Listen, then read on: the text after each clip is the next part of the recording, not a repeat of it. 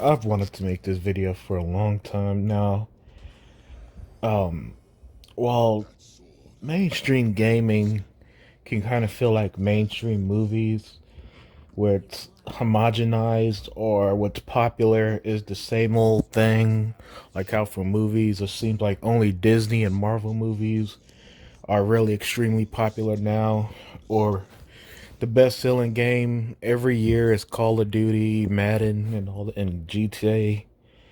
Um, I think this generation, smaller devs, double A and indie devs have been they've been the one that's really pushed gaming forward for the most part. Um, and not to say that AAA gaming didn't have any gems.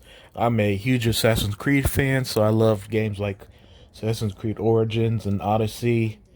The Witcher 3, a game that many is gonna say is the game of the generation, for good reason. And there are plenty of examples, but this video is about those smaller devs. The devs like Absoto, I think that sounds pronounced, who's made A Plague's Tale, a game that's really pushing the envelope of what smaller devs could do.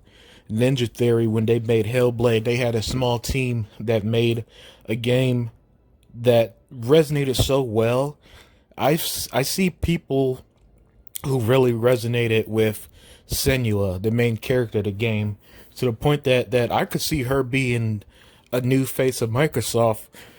You know how the branding will show guys like Master Chief and Marcus Phoenix or Kate from Gears. Yeah, I could see Senua being up there in the promotional material because people related to her so much. You have, for all my RPG lovers, you had games like Outward and Greedfall, these really, really good RPGs that was trying to do something that wasn't a Dark Souls clone or wasn't a Witcher clone, that tried to be its own game original. Um, I'm, the game like The Outer Worlds, which I believe that's a smaller game, cause it's like unlike most games this gen would try to be as long, was like just pumping you with content. The Outer Worlds focus on a game that's more like 30 hours long, but it was still really good, a really good RPG. Uh, Even some games that probably didn't light up the review scores that I've really really enjoyed, like World War Z was a great co-op game. Zombie Army 4 was a lot of fun. Games like Vampire, where you played as Jonathan Reed, uh, for the as an RPG. These were the games that I feel like it goes under the radar, but I think devs did an extremely good job with, given the circumstances. They may not be, well, outside of Hellblade and The Plague's Tale, they may not be graphically demanding that blows your mind, but in terms of lasting impressions and games that I found myself enjoying and going back to, yeah, these smaller games, smaller devs, they did a hell of a job. I mean, look at the love and passion that went into a game like Ori and the Blind Forest or Cuphead. I mean, Cuphead gotten so popular, it's getting its own animated series on Netflix. That's how much people loved it.